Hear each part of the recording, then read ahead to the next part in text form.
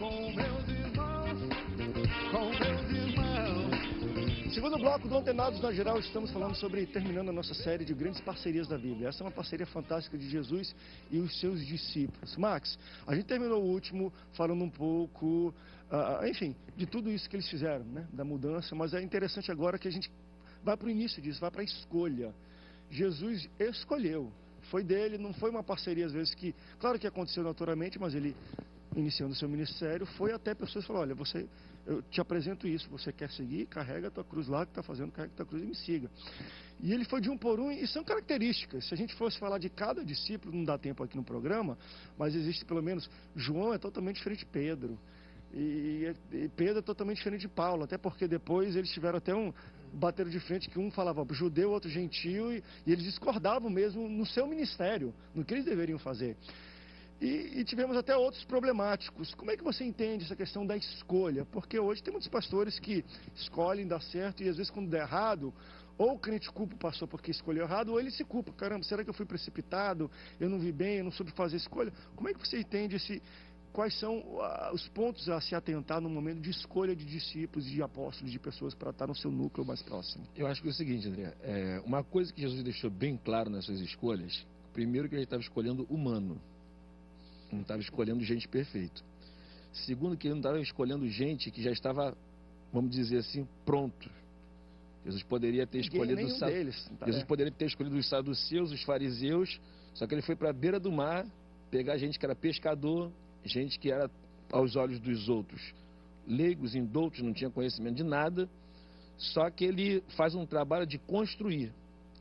E o problema é que nos dias de hoje, muitos líderes não querem construir, e já querem pegar pronto, porque pré-moldado, porque às vezes a obra é muito extensa, às vezes está naquele crescimento, e às vezes naquela coisa de não ter o tempo para construir, e já quer pegar um pré-moldado para ele já ter meio caminho andado já. Só que Jesus, ele pega pessoas totalmente que não tinham conhecimento, vamos dizer assim, religioso tão aprofundado quanto aqueles que estavam no templo, e ele consegue pegar esses homens e fazer deles os sustentáculos da igreja, as colunas da igreja. Então, quer dizer, você pegar alguém que não tem conhecimento, hoje em dia, vamos dizer assim, é a síndrome de Samuel. A gente, às vezes, chega em algum lugar, olha a aparência, o estereotipo, vê um Eliabe grandão, fortão, a gente, pô, esse daí dá para ser um pastorzão. E o cara é um frouxo, porque quando chegar na hora do vamos ver, o cara some no meio da multidão. E você pegar, às vezes, um cara que às vezes não tem aquele conhecimento, mas é um cara que marca a presença, chega junto. E é melhor, às vezes, você ter alguém que não tem um conhecimento muito aprofundado, vamos dizer assim, mas que esteja ao teu lado a todo momento, ó, pastor, estou contigo, estou fechando contigo, do que você, às vezes, pegar um cara que é muito aprofundado, mas o cara não tem compromisso, né? Não tem compromisso. Então, Jesus, ele é bom, mas não tem compromisso. É melhor um ruim com compromisso. E outra coisa que o povo hoje em dia, a igreja hoje em dia tem que entender, que não existe ninguém do ministério que seja super-homem. Todo mundo é humano. Então, os erros vai fazer parte de todo o ministério, até mesmo de uma escolha. O problema é que hoje em dia, tipo assim, como é que a gente trata às vezes situações ministeriais? O cara pecou, pô, joga o cara fora. Pedro negou Jesus. E sabe o que Jesus fez com ele? Pedro, tu me ama? Amo. Toma uma congregação minha. Vai lá pastorear as minhas ovelhas. Quer dizer, você me traiu, você me negou, mas eu estou te dando chance. Porque a vida nossa é feita de chance.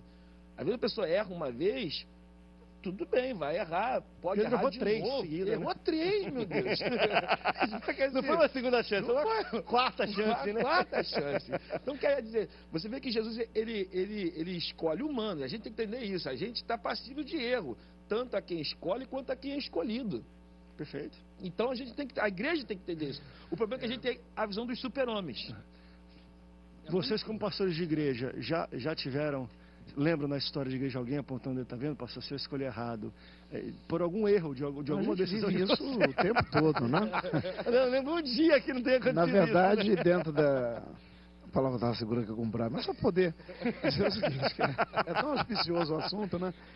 Mas dizer assim que, como Max disse, pastor Max disse, É verdade, interessante que Jesus ele é um grande mestre que nos ensina o tempo todo.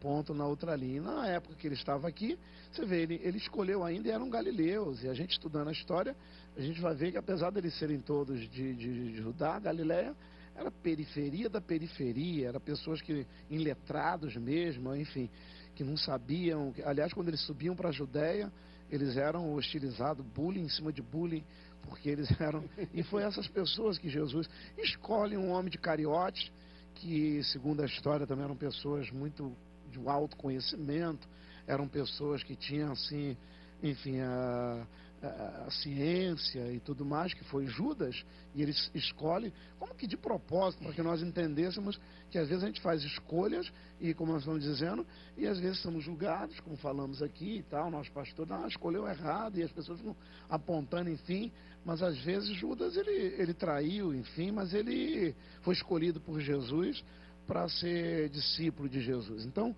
eu acho que uma coisa importante nesse ponto a considerar, o pastor Sebastião da Quadrangular, ele na fala dele falou uma coisa muito interessante sobre nós nos preocuparmos em preparar alguém, porque nós não vamos poder dar conta depois que nós podemos adoecer, podemos, enfim, até mudar, Deus nos levar. E aí como é que fica o povo? Como é que fica a cidade? Como é que fica aqueles que... Então acho que é muito interessante, né, Braz? A gente vê por esse lado. E a gente pode aprender com Jesus que ele dava oportunidade, né?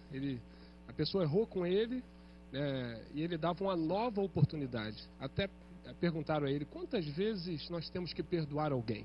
Ele disse 70 vezes 7 num dia. Né? Nós vemos aquela mulher que ia ser apedrejada porque foi pega no ato de adultério. Né? Só pegaram a mulher, deixaram o homem. Né? Talvez ele estivesse até ali com a pedra para.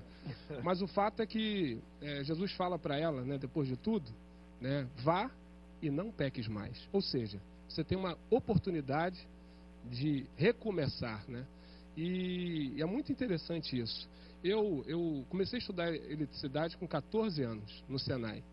E eu fechei um curto que eu mesmo, lá numa tarefa lá, e riram de mim, zombaram de mim, e assim. E teve gente que falou, não, rapaz, isso aí acontece. Eu queria desistir da área elétrica. Interessante que depois eu continuei, fiz curso técnico, continuei estudando.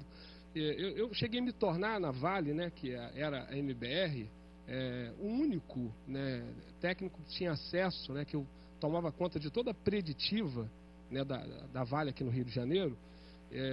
Quem mexia na subestação, as partes mais perigosas, né, de alta tensão. E eu me lembrei que um dia alguém disse assim, olha, não, você errou, mas você precisa acreditar que você pode recomeçar. Então tem muita gente que, talvez a igreja, alguns pastores, a gente machuca pessoas que erraram. E Jesus sabia disso. Quando alguém errava, ele abraçava e dava uma nova chance, e depois ele podia ver essa pessoa reconstruída, né, e sendo bênção. E uma coisa que eu acho bonita, a gente falando aqui sobre, enquanto o Max estava falando de construir, e eu joguei até o pré-moldado, acho interessante que, pelo menos no ministério de Jesus, ele não desiste da mão de obra, né? Ele não desiste das pessoas. Porque assim, eu vejo os dois lados. Ao mesmo tempo que acho que isso também a gente pode aplicar para o ministério dos dias de hoje. Acho que os pastores têm que ter a preocupação de construir do zero pessoas. Construir liderança do zero, porque eu acho que faz parte. Pegar crente, vem aqui, trabalha, ensina, bota a visão, não sei o quê. Mas Jesus fez os dois. Ele pegou os dois, construiu do zero, mas por algumas circunstâncias. E aí eu vejo necessidade. Porque às vezes também eu não culpo pastores que pegam pré-moldados por causa da necessidade. Quer ver uma necessidade? Saulo. Por que Jesus pegou Saulo, que é um pré-moldado, estava pronto, sabia tudo da lei, entendia de tudo, e fez aquilo, não pegou qualquer outro? Porque da necessidade que ele precisava de se comunicar aos gentios. Eu entendo isso porque talvez quem ele construiu do zero também tinha muita dificuldade disso. Então, ao mesmo tempo que Jesus construiu 12, ele pegou um cara chamado Saulo e transformou para Paulo, que era um pré-moldado, e do dia para a noite chegou, teve uma experiência com o cara, e o cara se tornou também tão grande quanto os 12. É interessante isso. Ele não jogou fora também pré-moldado. Não, sim, não, e não precisa ir muito longe, não. Judas mesmo. Uhum. Se for ver em nível intelectual, Judas, de todos, ele era o mais inteligente. Tanto é que havia um publicano no meio dos 12, que era Mateus. E ainda assim, Judas que era o tesoureiro. Quer dizer, um cara que sabe contar, que é um publicano. Sabe contar dinheiro. Verdade. Se tem alguém que é o tesoureiro, que não é ele, quer dizer, o cara sabe mais do que ele. Então, tipo, era um cara pré-moldado. Jesus deu chance. Então, tipo assim, tinha um cara nervoso, tinha 2 caras nervosos, vamos dizer assim, que eram os filhos de Zebedeu, os filhos do trovão, João e Tiago. Tinha o Pedro, que andava com a espada sempre guardadinha ali para qualquer coisa, dar uma espadada. Tinha o Tomé, que era, mas será que é mesmo? Como é que é isso? Tinha o Natanael, eu não acredito, Nazaré. Quer dizer, era uma mistura de gente. Tinha o Zelote, que era o Simão, que, não, vamos derrubar o Império, vamos derrubar o Império. Agora dele é derrubar o Império Romano. Então, quer dizer... Revolução. Revolução. E se você for ver isso no ministério dos dias atuais, tem isso, aquele que quer mudar o mundo. Não, vamos mudar o mundo, vamos derrubar o inferno. Primeiro amor, você quer chegar o mundo para Cristo. Tem tudo fantástico, isso. né? E o que eu acho mais engraçado é que Jesus deu a mesma oportunidade para todos. E aí, quem soube aproveitar a oportunidade, soube. Tanto é que Jesus nunca disse que Judas seria o traidor. Jesus falou assim, um de vós há de me trair. Por quê? O demônio rodava nos 12. Foi até em Pedro.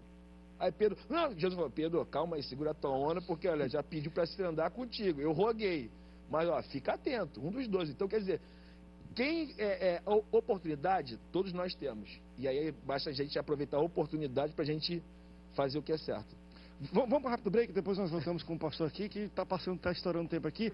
O papo está muito bom, fique ligado, a gente volta já, não sai daí. For those of you that think that gospel music has gone...